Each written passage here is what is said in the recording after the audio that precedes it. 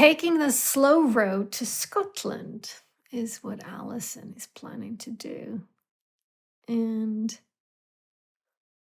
we kind of took a slow road in this conversation overall, talking about travels, talking about being busy, about my sense of being so home here in my home and really not having any inclination or desire to go anywhere else.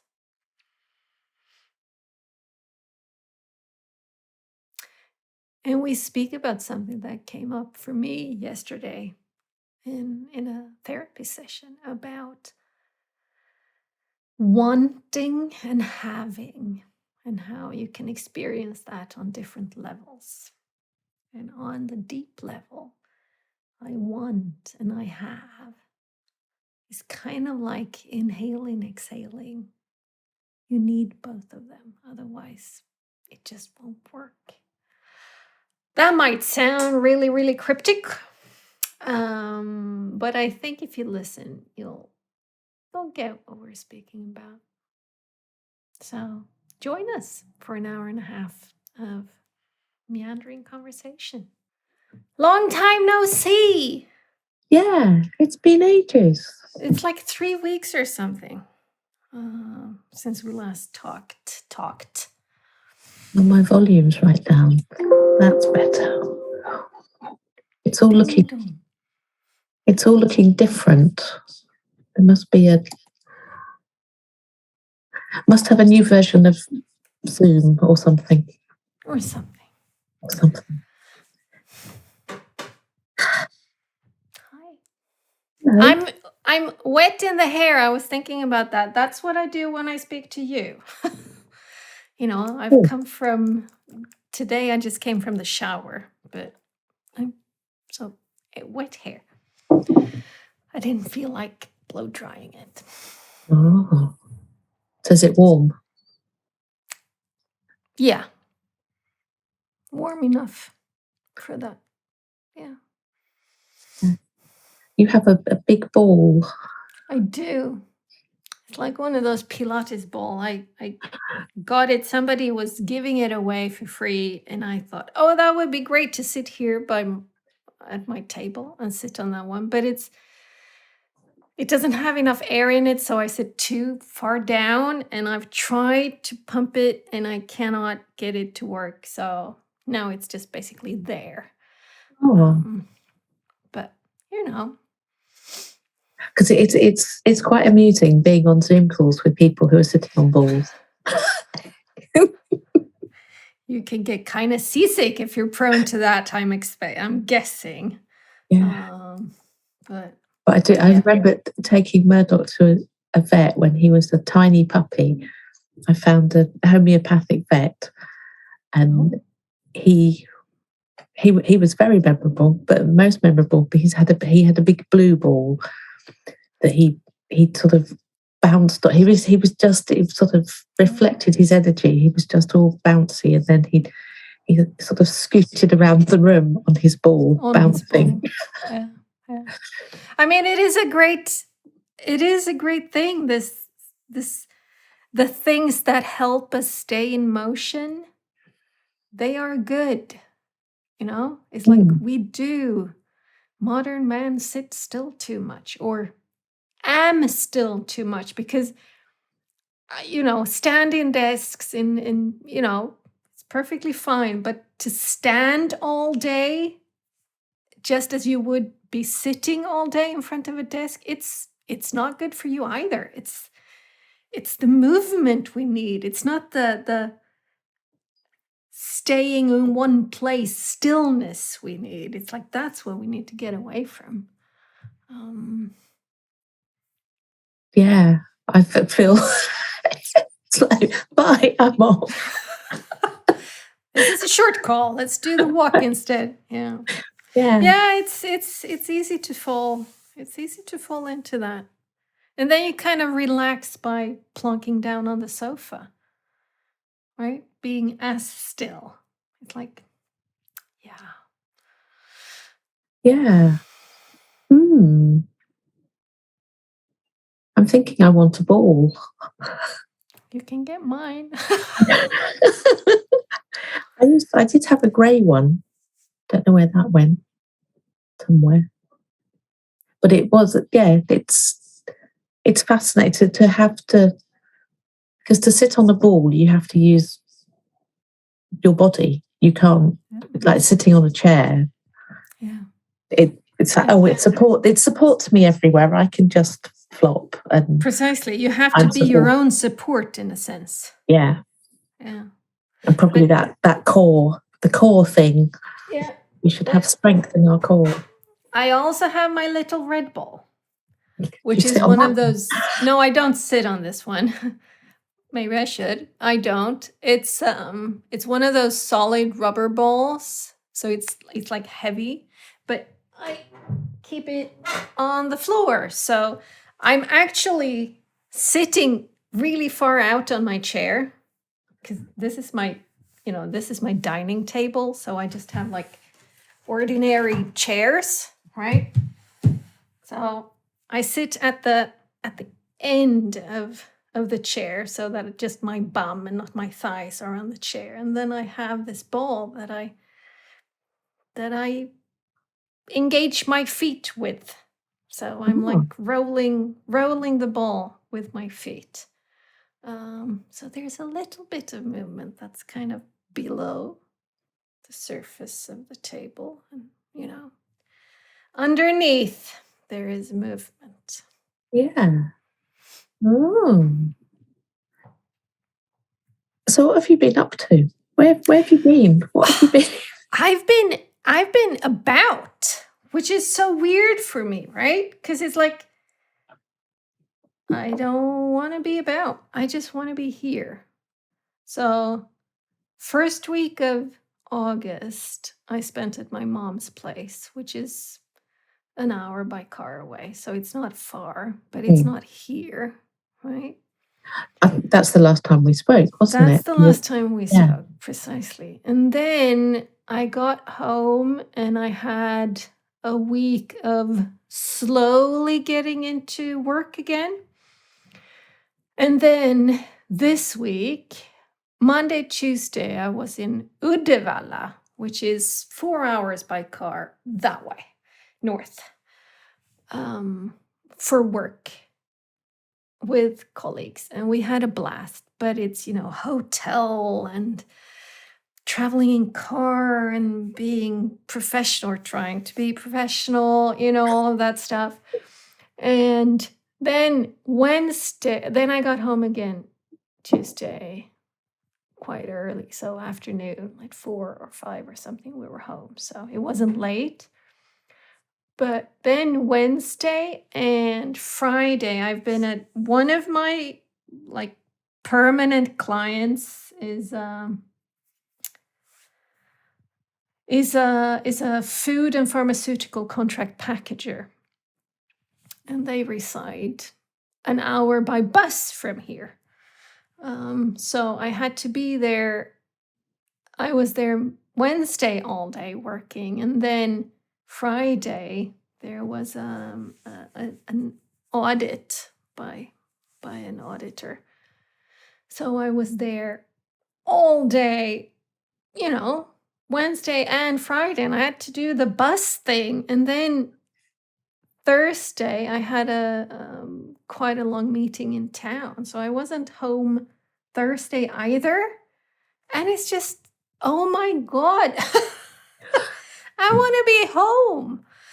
And next week is kind of the same. So, or almost. Monday, it's the audit again. So I have to be there at 8 because that's when we start. So I have to get on the bus at 6:50. So, my morning of waking up around 6, that's fine. But then I usually kind of, hang around in bed for a couple of hours reading and writing and stuff. That won't work.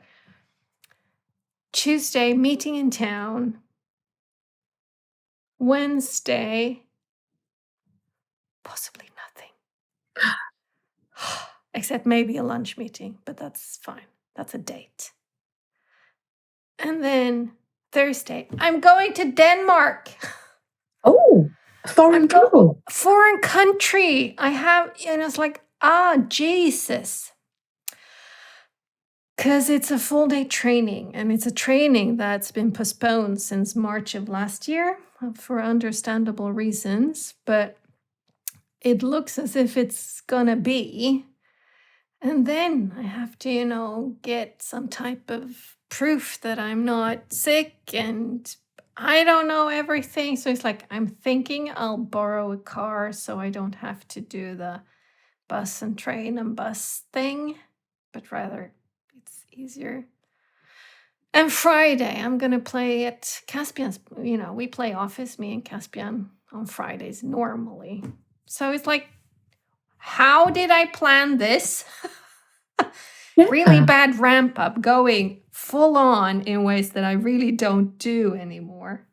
Because I don't have a problem working. It's like, I kind of like working, but I have gotten used to my mornings in bed.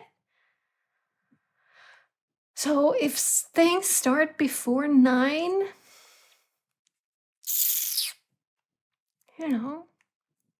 I don't get my mornings in bed. So how's it looking going forward then after next week? It's more chill. But you kind of don't know. But I like that too. But it's more chill. I think it is these 2 weeks that are just everything ramping up after vacation and stuff. So I think I will be able to squeeze in more of my nothing before 9 o'clock days, at least, which is good. Because Caspian actually helped me realize this. Those hours in bed in the morning, for me, I think is what most people take on the couch in the evenings. Right. It's this, you kind of chill, you don't really do anything. Unless you want to do something, then you do something, you watch something or read something or write something. It's like, so that's kind of what those mornings are, because I can sit on the sofa in the evenings for sure, but a lot of times I'm kind of working. I'm processing and emailing and in the swing of things. So it's my mornings are my evenings, if that makes sense. Yeah. Well, Yeah. Well, it sounds good that you've had to miss your mornings for you to notice how important your mornings are. Yeah. Really important. And I mean, it's just a year ago. I think it was in September, October last year that I really honed in on them, because I'm also Misflexible. So I have, it's like if somebody says, oh, I can only do an early morning coach walk, I'm going, okay, fine. Or I used to. Now, it's like I don't suggest that. I don't suggest anything between 7 and 9 in the mornings anymore. I used to. So honing in on the fact that they are important for me, and that I don't have to offer them up. If there's a need, I'm in, right? But I don't have to offer it up to start with. Yeah. Which it's like, it's good to kind of get those. I had a therapy session yesterday with Dominic, because my Mondays have been wonky this week and next week. So, and we spoke about fixed points. And I think this is one of those fixed points where it's good for me. It's, it's like it's something that I can kind of navigate around, knowing that if I have this, I can do a lot more. I can do many other things, then I can be really flexible the rest of the day if I have this time to myself, in a sense.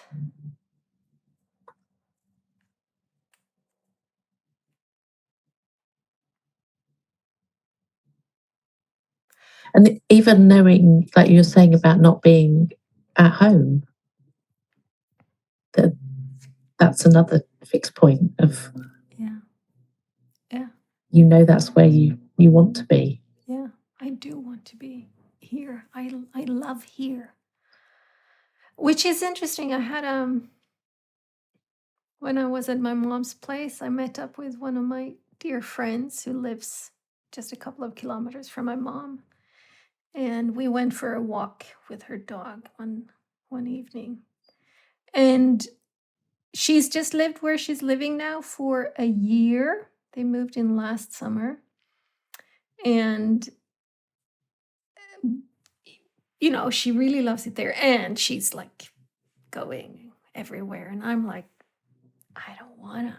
I don't even want to be here. I want to be at home. And she looked at me and she said, yeah, but it's like I know few people who are so at home in their home, but you are. And I went, oh, yes, that felt so, because it kind of is. I am so home here. You know, I'm just so, I have everything I need here, except maybe the ocean. But it's 10 kilometers that way. I can do that when I want to.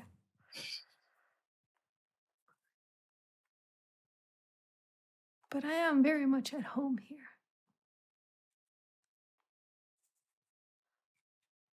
Which is interesting, speaking to you.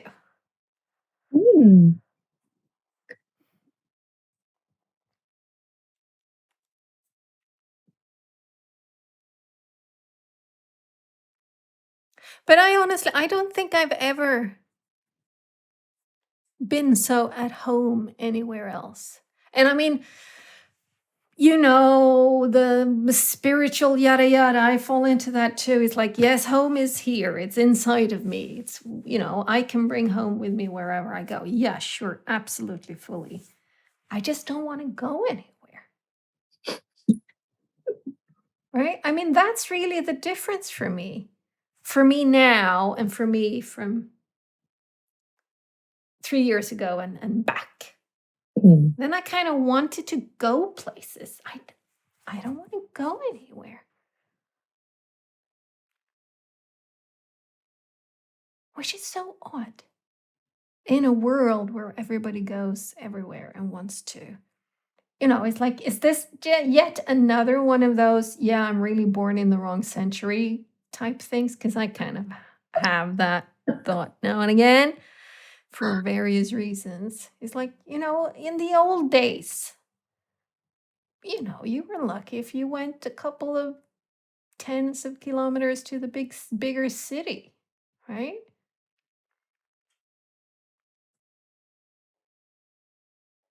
So I'm sure there's still some people who don't go places. Yeah. I'm not alone, you mean? Yeah. And especially the last 18 months. Yeah. So, and it's interesting seeing how people are,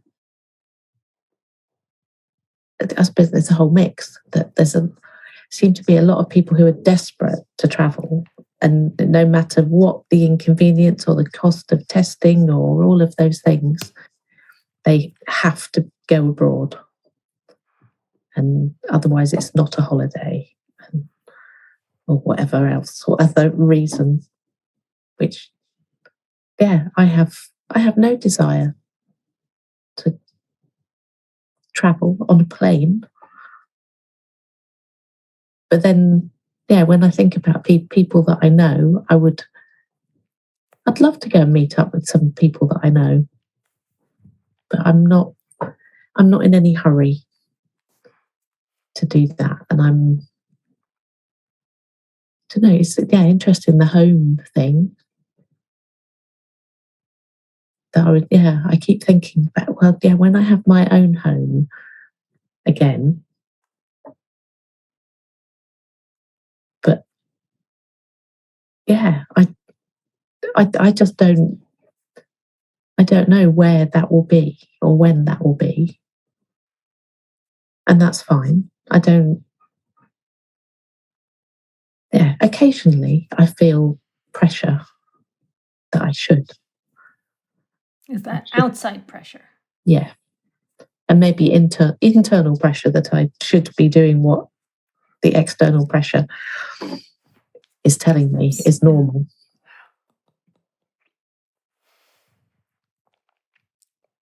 Yeah, but interested about staying, not needing to go anywhere, because I can go anywhere. I have a camper van. I can, and I am planning that I will.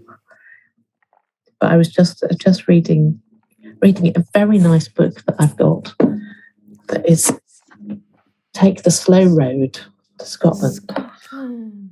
Oh, that sounds like something for me. That's the only thing that is kind of in my peripheral vision. Someday I want to just do Scotland on my own with no plans, just, train or bus or bike or walk or maybe renting a car. But, just so. Yeah. And it is, I've just reading the beginning of it. It's like, this is the book for me to read. And I don't know how I came upon it, but I did. And it's got various routes and they're very slow and it, yeah. But then even reading that, I was like, really?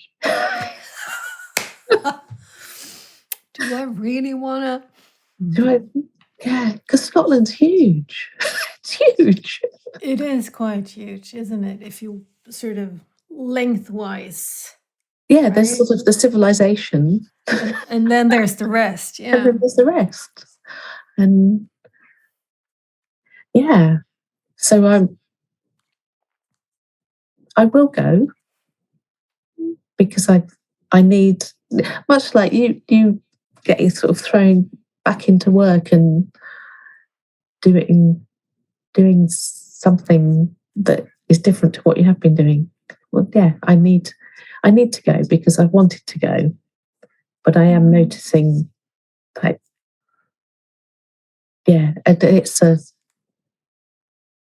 it's a lack of energy.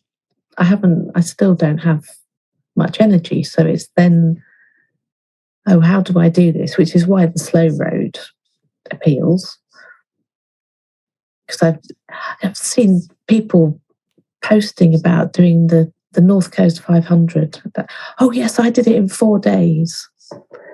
400 miles or what? 500 miles on single track Scottish roads. How fast can we do it? Yes, we did it the fastest. Well, what was the point of that? Is there anybody competing for doing it the slowest?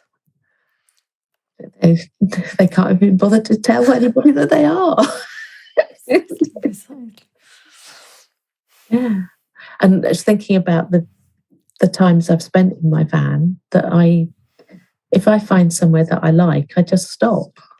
And must have been last September, I ended up on a campsite in Wales and had booked 2 nights. After the first night, I just wanted to leave because it felt like I was in a car park, and then discovered that there was another field which had one caravan in it and views of the countryside, and checked if I could move there, thinking there must be some reason why there's nobody there. And apparently people like to be with people. So they like to park their motorhomes and caravans next to each other. Next to everybody else, yeah. That feels right to them. So I was the weirdo who went and parked alone in a field, and I stayed 9 days. I remember that because we had a Zoom, or at least one Zoom from there. Yeah. It was a green field just outside of your. Yeah, there was a huge field that Murdoch could be off the lead in, and which was useful because the footpaths, there's a good network of footpaths nearby, but there was no way of getting a dog over the very high stiles and fences. There was, because often there'll be a gap underneath that a dog can go through, but these were all sheep-proof fences. And I had to lift him over one, but it wasn't good. And when they've got barbed wire, he's a big dog too. I mean, he's not a big dog, but he's not a small dog. No, he's not one to be lifted up and no. above my head. Kind of, yeah, no. But I was thinking, I was speaking to somebody the other day about this, about not wanting to go anywhere. It's like, especially the last year, it's as if I've been traveling so much within, right? I have been exploring so much. It's like, so I've been helped to do that by the fact that the world kind of around, the universe around has shrunk. COVID and this and that, and it's like, so it's been possible to do all this extensive within travels. And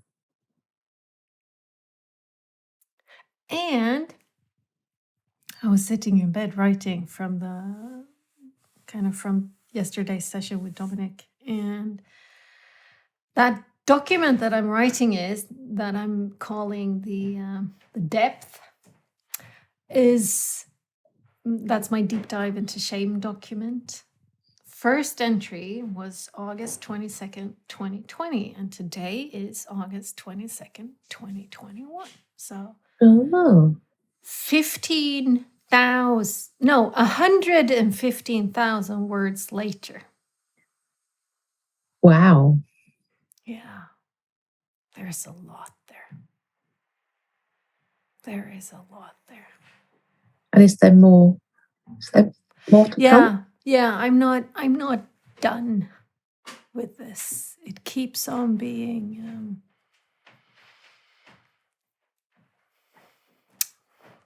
it's like it doesn't end. The universe is within, just don't end. It's like there's new doors opening.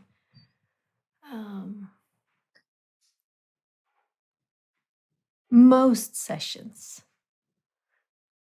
I wrote a piece in 2016 or 15 or something, when 16 it must have been, when me and Dominic had a session over there on the couch. I was sitting there and he was sitting next to me, and that was one of those mind-blowing experiences that I wrote about.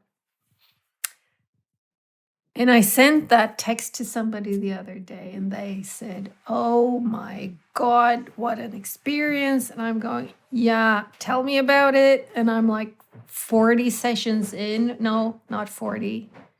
30 something sessions in, maybe 35 sessions in, since this past year. Which is, not all of them are this mind-blowing, weird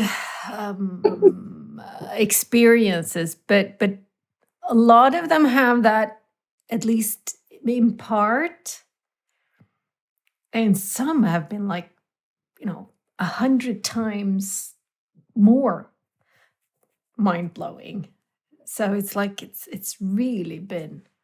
So I was reflecting on that when he asked me about that session, just thinking about, wow.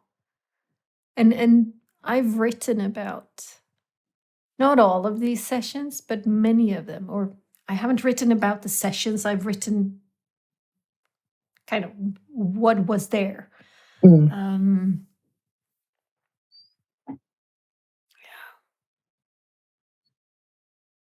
Yeah. The gift that keeps on giving. Will you do something with it? I think I will, but I need to. I want to kind of finish the project first, or that journey, or whatever. It's like I want to come to some type of close. Yeah. How will you I don't know really you've know. got? I don't really know that. That's the thing. I don't really know how I will come to a close. It's, But maybe I'll know when I get there. You know? so, is there somewhere that you were trying to get to, or what was the intention at the beginning? The intention at the beginning was I see life as levels and a spiral. So you kind of, you start at one level and then you spiral around. And then when you've kind of learned the lessons of that level, you spiral up, right? And then when you've learned the lessons of this spiral, you spiral up and you go up. It's like a helix, those, and which also means that what happens, experiences you have, childbirth and marriage and divorce and, moving and new jobs and deaths, or, it's like all of those, they are kind of at the same point, but depending on how far I've come in my levels, there's a different perspective on that point, right? If I'm in it, I'm in it. The perspective is really in your face. You're in it, right? You level up once, you get a little bit of distance. You'll work something other than when you're in it inside of you. And then, so you can have these things. Well, I've worked through my divorce, my first divorce X times on different levels. Yeah, but you won't be finished because you'll always have that, right? It's always there, right? Maybe after X levels, it's not the acute one. It's not an interesting one anymore, But whenever you look back at one of these events, you will have a different perspective. So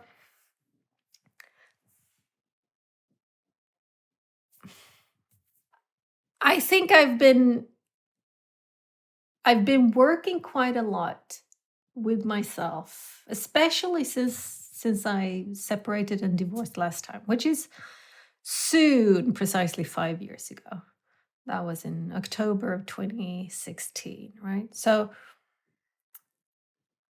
I've been working on a lot of myself and my relation to these different events in life and stuff. And I had a very, very strong sense that I have been circling the big boss, the final boss on this level, which is shame.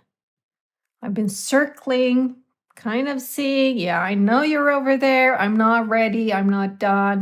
There's minor bosses around that I need to kind of work at first. And then last summer, a couple of different things happened that just made me see that I don't have any minor bosses left on this level. It's just the big boss. It's just shame. It's like, okay, it's time. This is it. It's because I don't want to be stuck in this level. It's like I want to keep on leveling because it's fun. I enjoy it a lot. So I would say that that's my goal, to work through with the shame in such a way that I can level up. It will not be finished. I won't say, yeah, done the shame thing, don't have to bother about that one again. No, it will probably be the big boss on the next level too, and the level after that, right? But I haven't ever done the work with it the way that I'm doing now. like not ever. So I guess there's maybe that's the close. Maybe it is this sense of, okay, now I've done the full, the full lap on this level. I've looked at it from all the angles, above, beneath, below, it's like from the side and standing inside of it and standing really close and going a little bit away. It's like I think when I've worked it. So do you have a sense of how it will feel when you've worked it to that point? Is there something that you're looking for?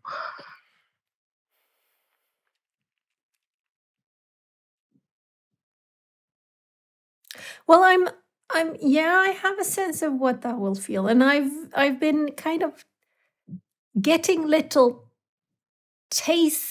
bits of it, tasting little bits of it, of that sense, which is this, for me, my shame is centered on intimate settings of saying what I want and what I don't want. I've phrased it as, I want to say yes when I'm a yes, and I want to say no when I'm a no. I don't want to say yes when I'm a no, and I really don't want to say no when I'm a yes.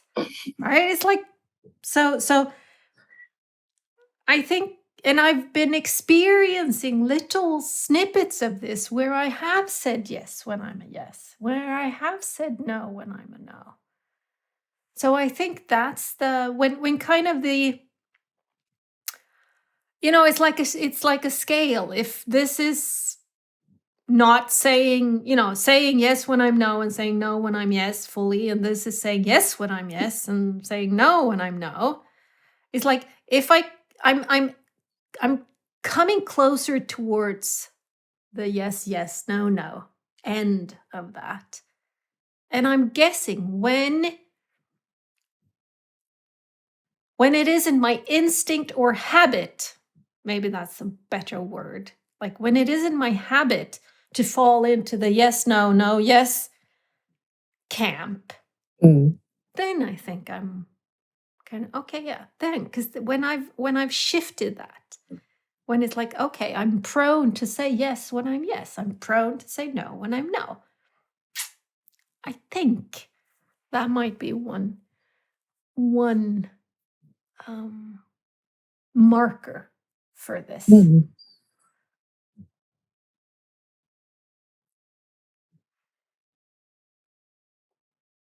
Yeah. So in order to know that, you have to be doing it, not it just being a theoretical on paper Which exercise. is why the Badoo, yes. Right? Yeah. Yeah. And it's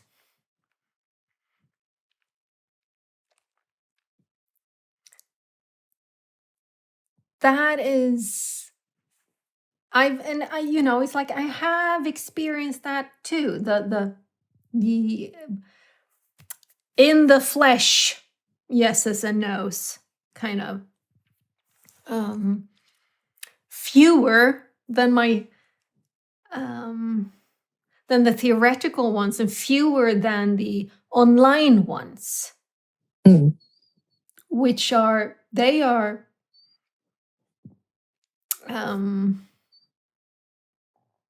I'm getting there in the online interactions. That's easier for me.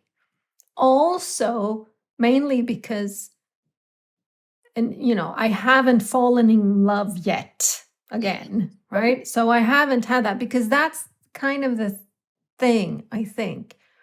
What has kept me from saying yes when I'm yes and from saying no when I'm no is my fears of being judged and discarded or ridiculed or deemed insignificant or, just a bother, a nuisance, kind of all of those things, which if, just Joe Smith on the street were to deem me any of those, it's like I couldn't care less, right? But the closer people are to me, the more meaning they make in my mind, the more meaning I put on people. Yeah. That fear just starts to rise up and say, oh shit, tone it down. Do what you think they want you to do. It's like, no, I don't want to do that anymore. I want to do what I want to do, what I need to do, what comes from me.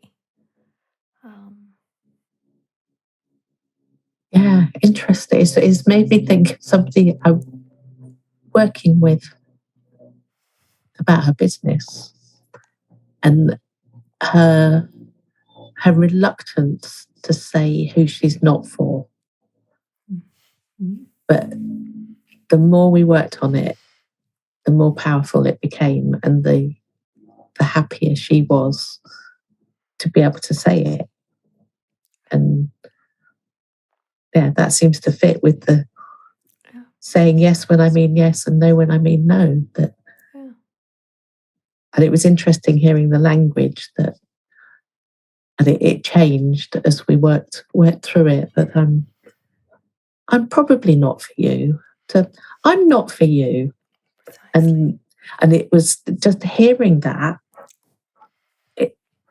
It just felt so it's like that. I need to know that. I need to know that to make a decision about whether I choose to work with you or if I choose not to. But I need to know. It just felt so much more impactful to know who she's not for. Because it was when there was sort of the, oh, I'm probably not for you. There's a bit of me, because she is for me. She's very much, she aligned with my values and all of that stuff. But there's this bit that is, oh, well, you're saying that, but maybe you'd work like that with them, which means that you're not for me. But by her being very definite about who she's not for, then that makes me feel safer that she is for me. So it is, so much around clarity that it is not, because it can appear really selfish to be saying this is what I want, or this is my yes and this is my no. And it's like, but what about other people? What you might be upsetting people and all of that stuff. But actually, when people have clarity and they know that they can trust what somebody says, they mean what they say, and they'll stand by it. You might not agree with it, but it's very, it sort of has solidity, doesn't it? That you can trust it, and it's where it's sort of the wishy-washy. Yeah, so that's why my friend Pernilla says tydlighet är snällhet, which in English turns into clarity is kindness. The clearer I am, the kinder I am, because you don't have to be in the wishy-washy place. You don't have to think, is she, isn't she, maybe not. It's like, no, it's like, okay, yes or no. Which might be one of the few times when I actually cannot go with my usual spiel. I usually say it's not either or, it's both and. But precisely here, I think it actually is an either or. If you have that type of, if your service is one of those things, it's like, yes, I'm for you if this. I'm not for you if that. Yeah. Which is interesting, because yesterday Dominic told me, have you studied formal logic? And I said, no, I've never studied formal logic, and it sounds really fucking boring. And the only university course I've ever flunked is a summer course in programming that I took, that I just didn't finish because it was just I just could not get it to work. I've spoken about that with Frank, but it is, if A and B, then C. Okay, so if A and D, no, not C. It's like, but if A and B and D, no, not C. It's like, so I'm actually thinking that I'm gonna look into some formal logic and see what I can find there, because it seems it's interesting because we are not rational people, right? Like that's why it's interesting, because that will be the tankespjärn, right? It's like, okay, you can have this rational, fully logical sequence. That is not what humans do, even though we claim to be really rational. It's like, no, you can find sort of the logical flaws in whatever action you take. Yeah, there's a good book that You have a good book. a good book called. I need to put my glasses on because it's right over there. Predictably Irrational. Predictably irrational. Thank you.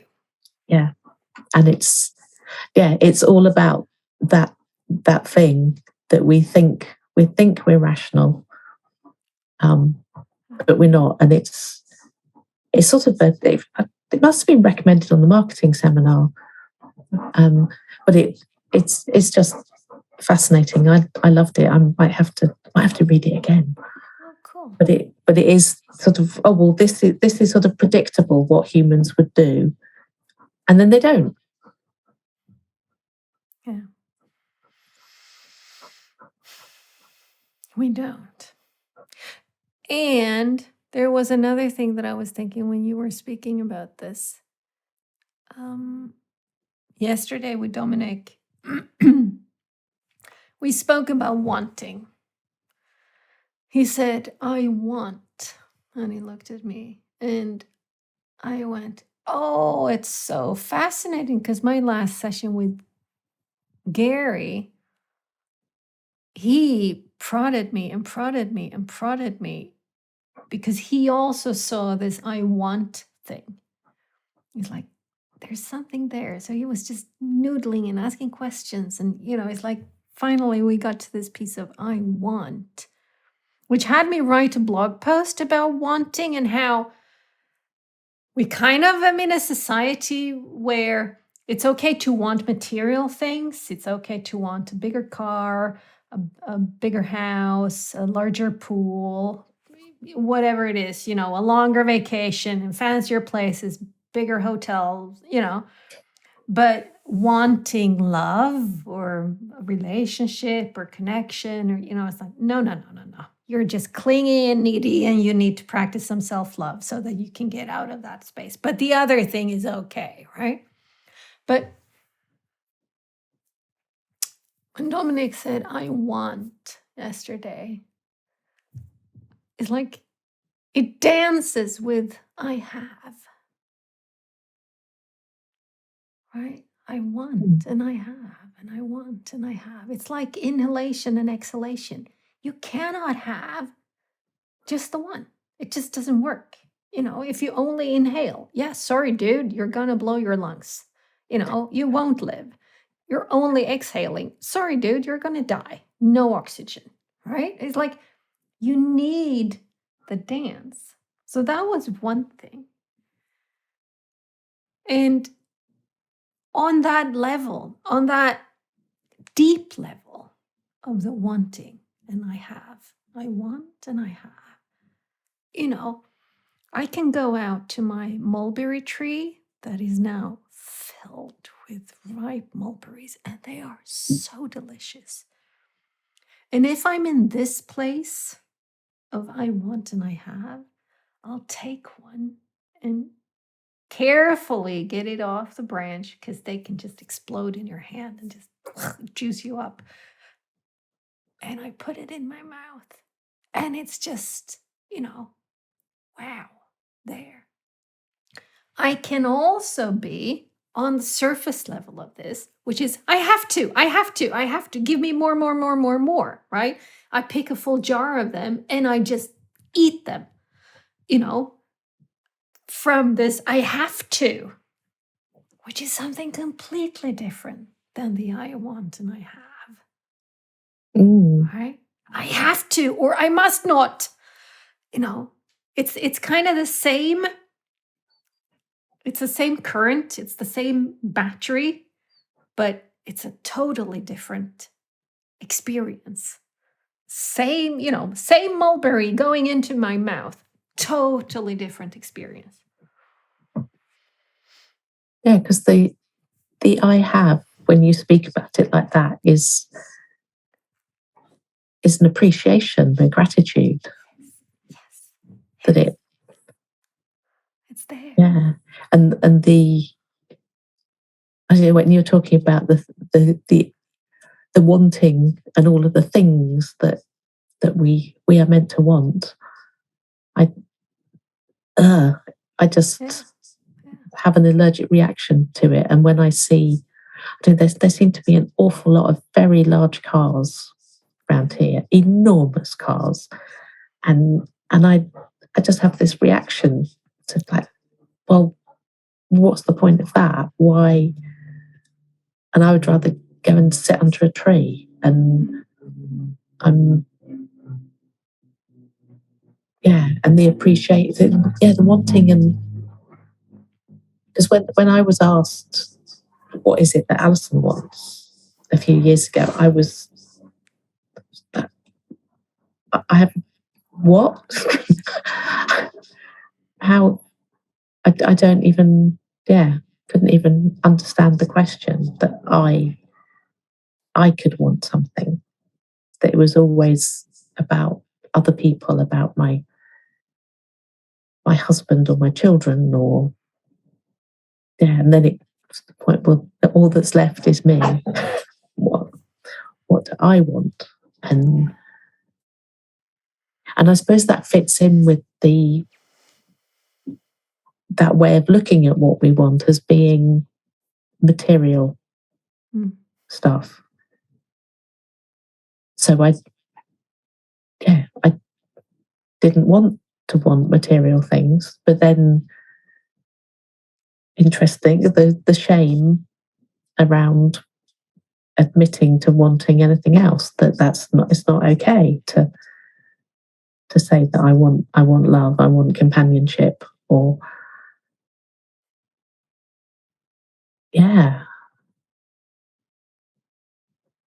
but I like that I have, that just really felt the gratitude in the I have, and not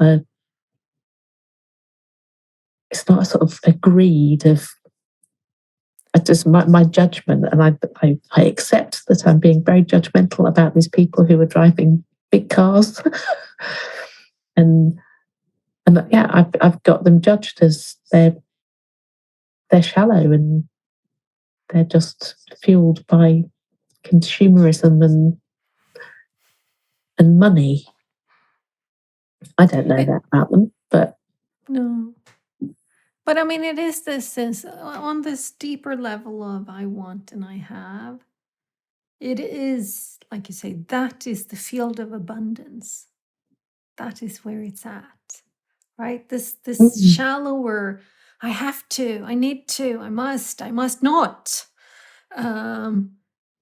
is the field of lack, right? It's like, give me. That's where the cravings and the insatiability and the sort of the desperate need for give me more, fill me up, as if that can fill anybody up, and it doesn't.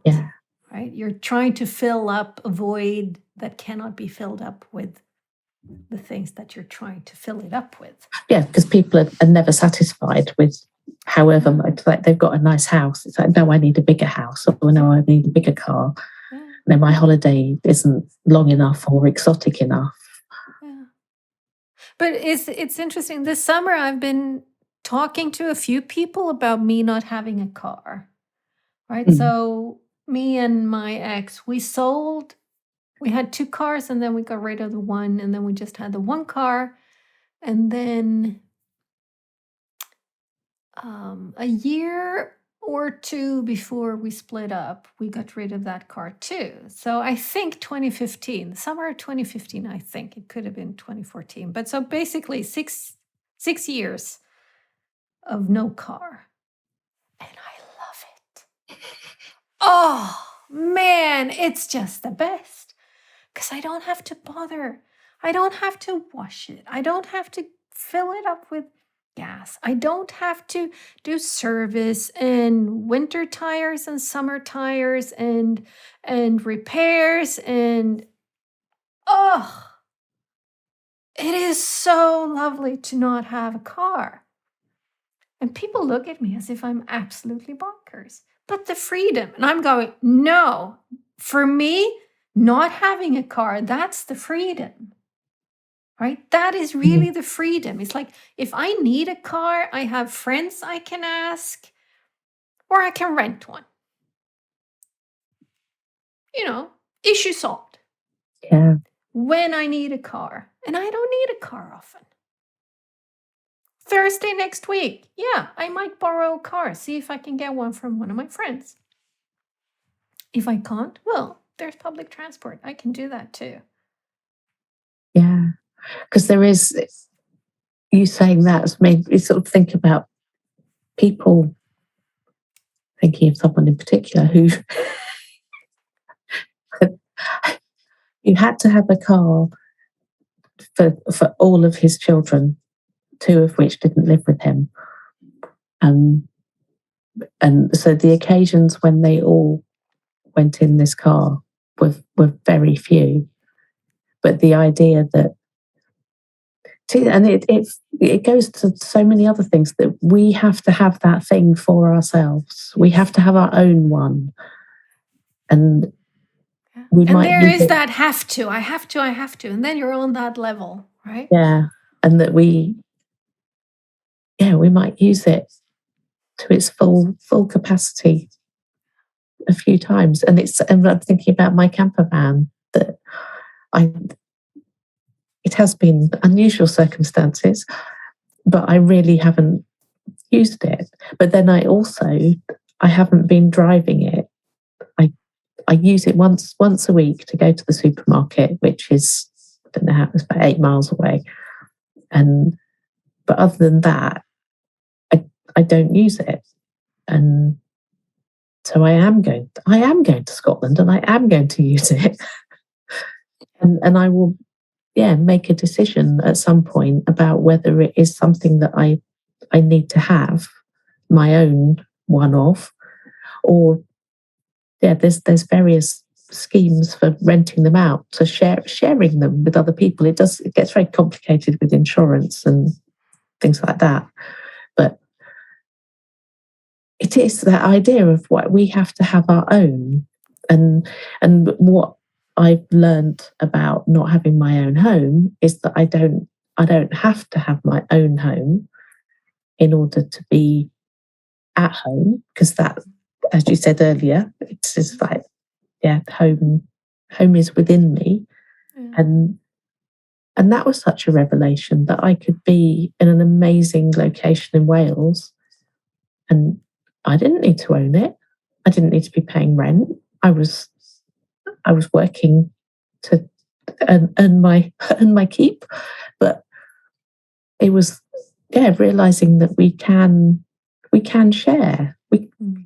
It just seems so fundamental that there is plenty to go around.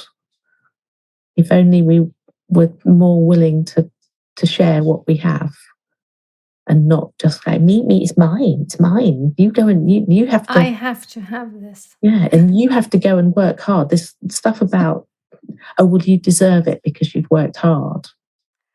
It's like, that just annoys me. Who's like, there's on so many levels about who's judging. Like, why do you only deserve something because you worked hard? And who's saying that you worked hard, whereas someone else didn't work hard, and how? So it's, yeah. Yeah, I got into a little bit of a back and forth on Twitter the other day about doing gentle versus doing harsh.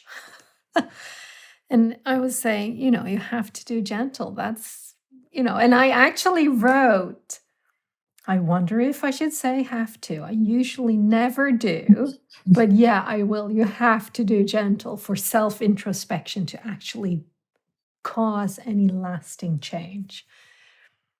And this other person went, no, I have to do harsh. That's the only way I do it. And I'm going, yeah. And I'm thinking, I'm not so sure about that. Because I'm not so sure about short term. Sure, you can push yourself, but for me, that's the edge. It's not, it doesn't have to be the basis of it, but is it regenerative over time?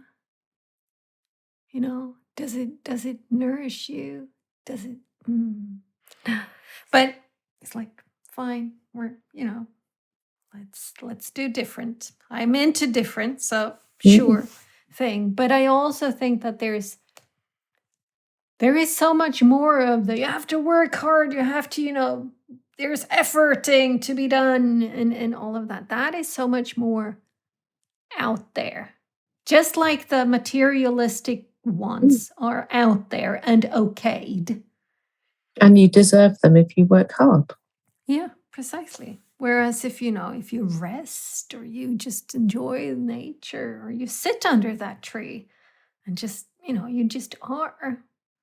Nah, that's not what we're kind of pushing for. But yeah. Because this is then, well, what is the point? And it's like, where are we trying to get to other than just sitting under the tree and being at home with ourselves in nature?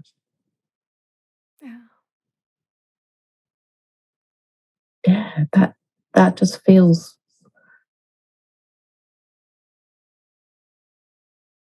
maybe that's, it's all part of whatever this thing is that I'm doing, is finding what matters to me. And it isn't what I was led to believe should matter. And I'm still adjusting to that, the idea that owning a home and having a career and having your pension, at times it's like, God, I wish I had that. That would solve all my problems. I would. But I don't know that it would. I suppose it's the feeling of certainty and security that whole model of how life should be gives us. But then, this last 18 months have shaken that up for so many people. And I just want to go and sit under a tree and be. And that's, I think, my trip to Scotland. I'm not going to. I was thinking, I want to do it all because it's such a long way to go once I'm there. But I could just imagine finding somewhere I want to be, and I'll just be there. And it is, when I was traveling in Indonesia, I wanted to be there. I didn't want to go and tick off all the sites and go, oh well, I went there and I went there and I went there. It's just, I want to be. I want to stop and experience life, whatever it is. And I thought, sort of, seeing my judgment around travellers I didn't want to mix with travellers. I wanted, or backpackers.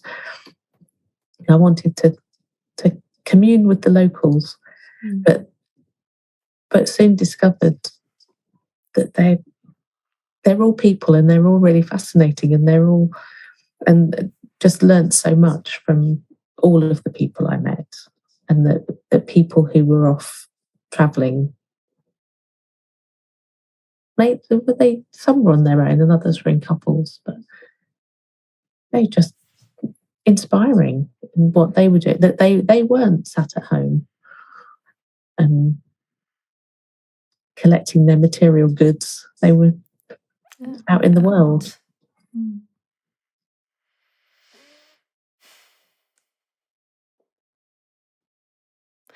Yeah, that's what's the travel thing is interesting. The difference between being a tourist and being a flaneur.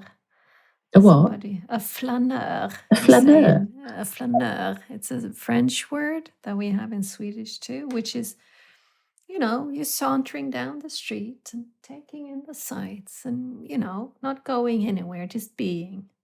It's that type. Whereas tours is more this, okay, we have the 5 top sites to see and to check off. And somebody wrote on Twitter about travels and how good it is. And I said, travel can be good. It isn't necessarily good because there's a lot of that. You go somewhere just to get away from where you are, have, all inclusive in a warmer climate, and, you're just sitting by the hotel pool. It's like, that has, for the individual, it might be precisely what they need. But for the greater good, if we look at climate and pollution and whatnot, it costs a lot. It comes with a huge cost, right?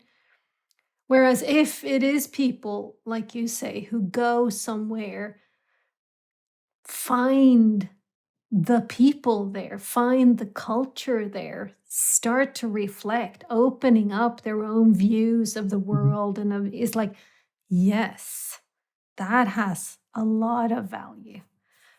It still has some costs. It still requires, carbon dioxide to fly wherever and all of that, right? But there, at least when there's the opportunity for person to person actually meeting, it's like, yes, that type of travel, please. But I'm not interested in meeting anybody. I just need to get away. Can we please find some other way to deal with this than kind of messing up the entire climate system of the world by doing it?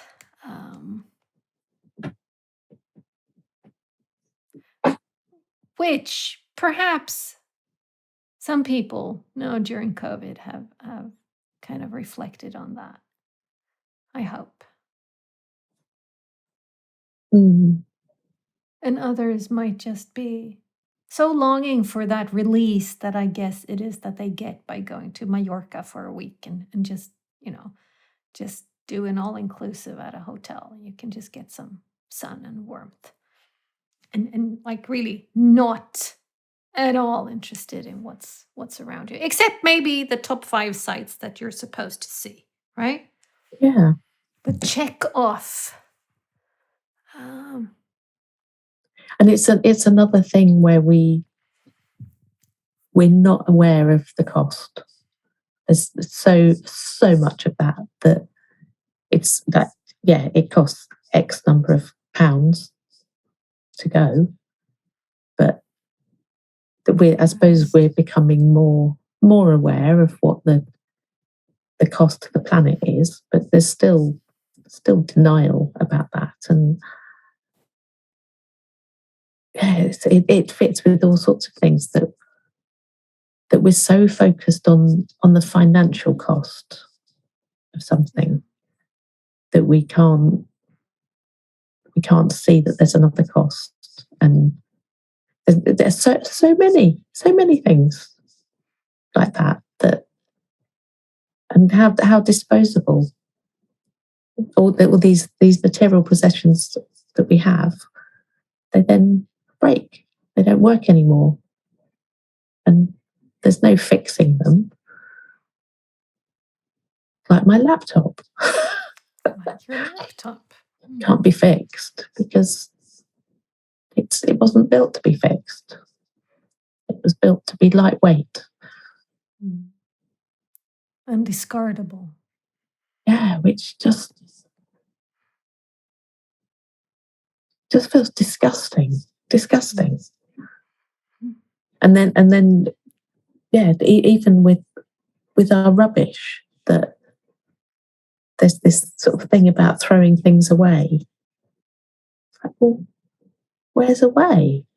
And there's like, see images of rubbish tips and young children in foreign countries picking over them, but we don't have that here. But we have humongous landfill sites, but we don't think that what we put in our bin goes and sits in landfill for thousands of years, and that recycling has become it's fine because I'm recycling it. So, like in the past, we had glass milk bottles, we had glass fizzy pop bottles. They were reused. They didn't have to be remade every time. And yeah, I feel like a grumpy old woman. That's okay.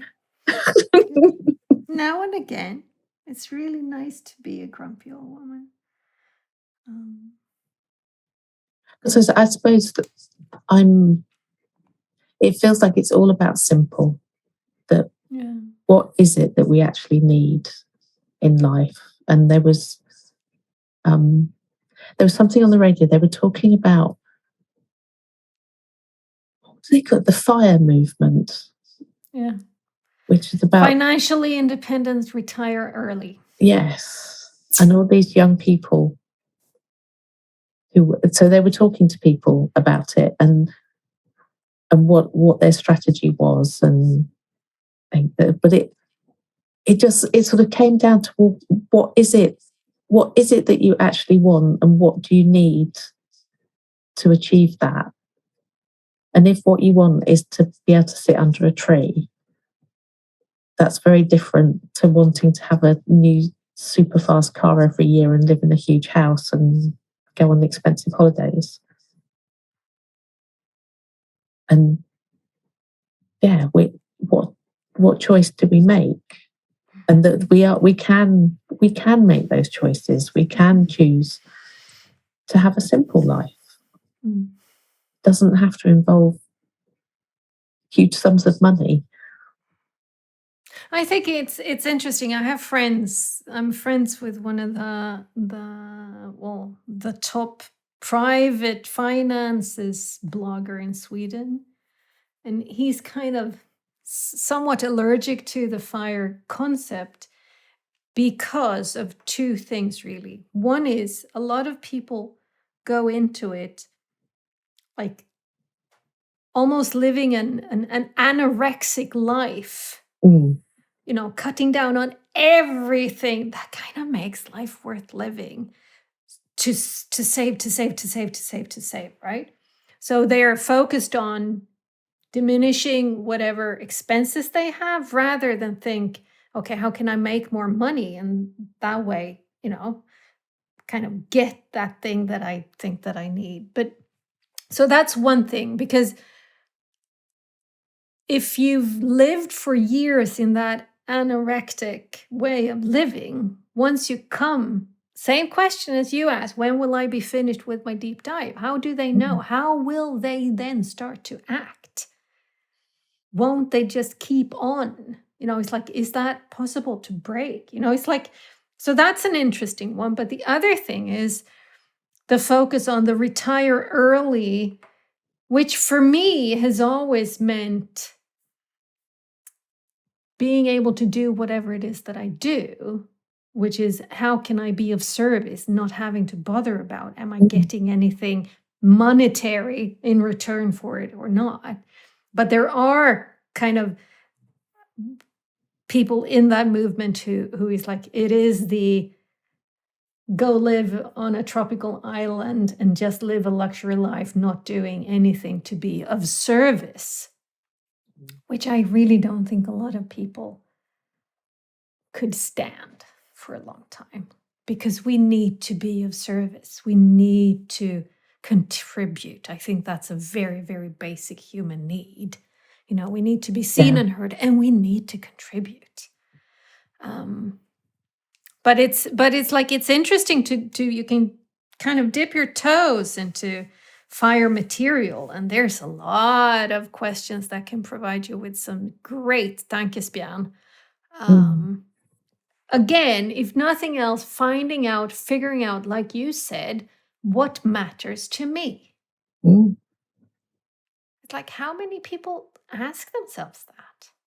Because the retire early bit is, it's like, well, if you're doing something you love, why would you want to stop? Yeah, precisely. So it fits with the, work is this awful thing that I have to do in order to pay the bills that I have to do. Yeah. So I'm precisely, so it's like, better build a life that you love, right? Yeah. It's like, that's the thing to strive for, not financially independent so that I can retire early, not have to do anything. It's like, no, build a life that you want. And if you get to be financially independent, you can play around with a lot more stuff in the however you want it to be, because you don't have to. You're not in that have to, right? Yeah, then you can be in the I have and I want space, and you can just, imagine what you can do from there. And you can choose that from the beginning if you choose that you're going to have a choice and not be caught up in it. It doesn't have to be. It's just that it's not somewhere to be got to, that you don't have to, because the idea that you have this freedom of being retired and financially independent. It's like, well, what is it? What is that? But other than this thing in the future that it sees that, oh yes, in the future I want this. Whereas to actually say, well, what would that look like if I had it now?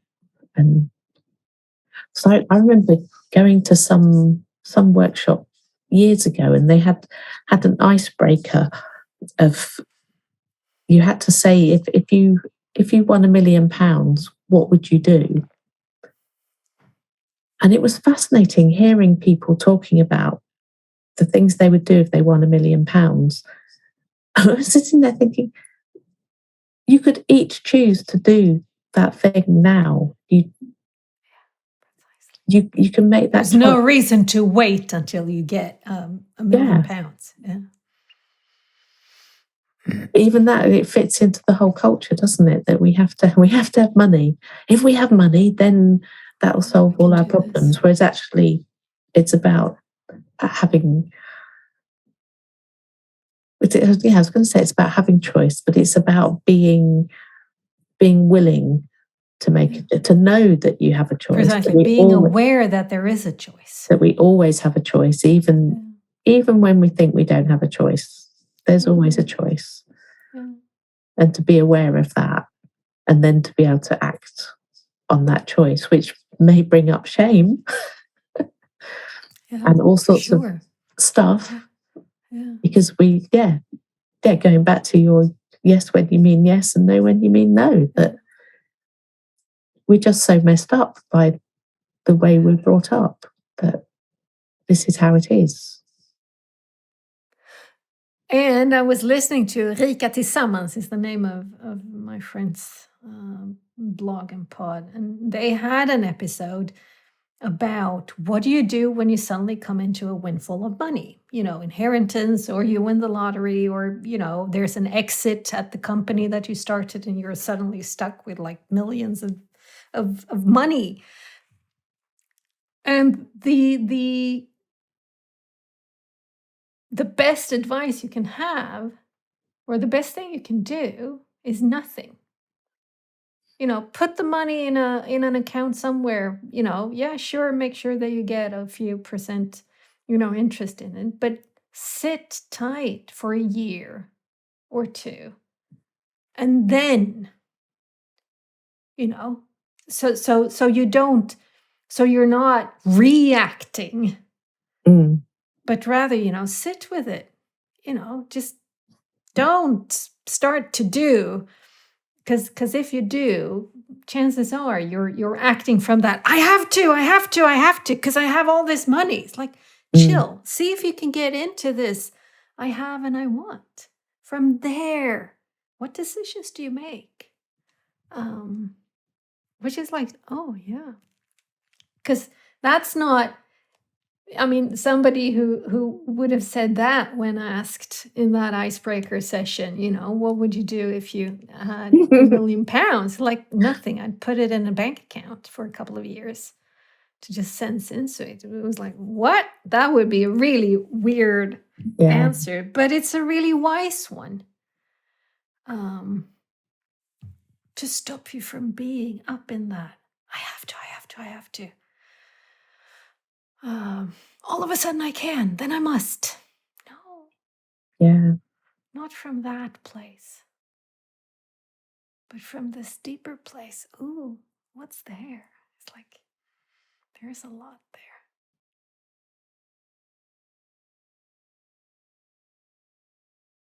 Yeah, it's. I listened to Brida by Paulo Coelho in the beginning of the summer. A book about an Irish witch. But somewhere in it, one of her teachers tells her, clear out your closet. Only have in your closet things that you wear, because there's energy in everything. And if you don't wear it, the energy gets stagnant, and that's not good for you. And I was opening my closet last night to put in a piece of a big sheet for my bed. And I looked at my dresses. It's like, shit. It's like, how many of these sessions have I had this poncho on?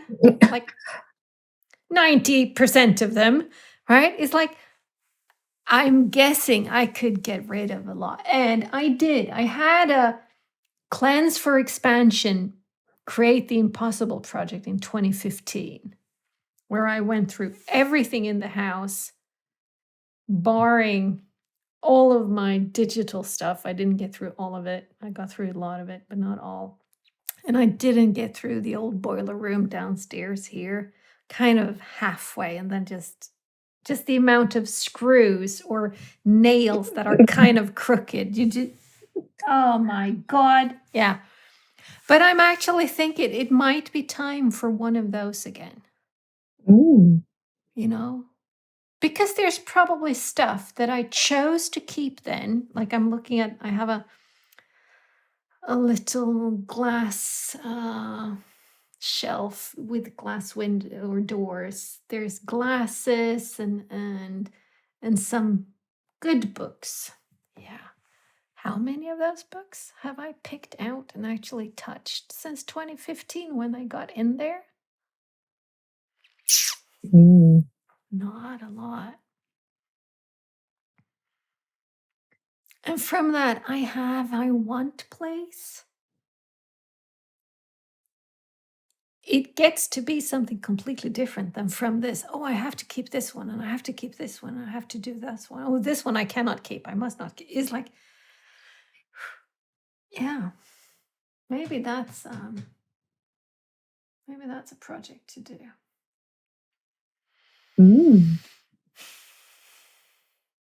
But it was hard. I did 90 days of cleaning out at least doing 15 minutes of clean out and blogging about it. So I have a Cleanse for Expansion blog somewhere on WordPress. And I did. And when I'd done the 90 days, I wasn't done. So I did another 90 days. And that's when I kind of, I ended up with, I hadn't gone through all of the digital files, but I've gone through all of my emails and all of my photos and, or photos on my phone at least.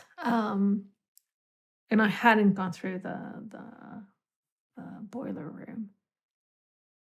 But then it was like, okay, this is enough. So did you ever do the boiler room? No, it's still.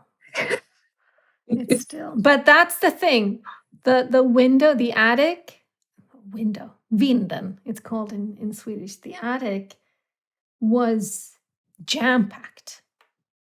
So I was away for a weekend and Anders and Benjamin took it down, all of it. So I came home and it was a mountain back here in the living room. Like literally you couldn't see across it. Mm. So, okay, a box today, a box tomorrow. You slowly kind of get that mountain of stuff down, right? But the attic is still not jam-packed. There's a little bit more than it was back then, but it's not nowhere close to what it was. So there is less stuff in the house. I haven't filled it up again as much. So going through all of my stuff again would be an easier task than what it was last time, because I haven't upped it to where I was before I started last time. Not even close. But books, oh man, I got new books from Better World Books the other day, and it's just, I told Dominic yesterday, it's like, I got new books, and he just looked at me and smiled, and I said, I think I might need to take a sabbatical year to just read all the books that I bought this last year. Oh. And I only buy books that I actually think that I want to, do some marginalia and like, I don't buy, chick lit and romance novels and stuff that I know are just to soothe me for the moment, and then I won't ever read them again. So I have a lot of books. I have to read, or how can I be in that space? Yeah. Interesting. It's interesting. Well, I need to get back to reading Take the Slow Road to Scotland. When do you plan on leaving? On the 1st of September. On the 1st of September. Cool. How long do you plan on being away? I don't know. I know that I need to be back for my niece's wedding on the 15th of October. Cool. But I'll see. Good. Yeah. I'm parking all the stuff that's saying you need to do this and you must do that and nope. Because what I've noticed this week is it's dark in the evenings. By 8:30, it's that it's getting dark quickly. And no, I need to make the most of evenings, because I remember when I first got my camper van, which was October 2 years ago, and it was right at the end of October when the clocks changed. Wasn't the best planned time. So my first night in a field, well, it was a campsite, but there was no one else there. It was dark by black. 5 o'clock. Didn't get light till after 8 the next day. It was like, that's what happens in the winter. And it's like, what? Yeah, the summer has just gone so quickly. Yeah, so it does that. Well, good. Enjoy your reading. I will. Have a good Sunday. Yes, you too.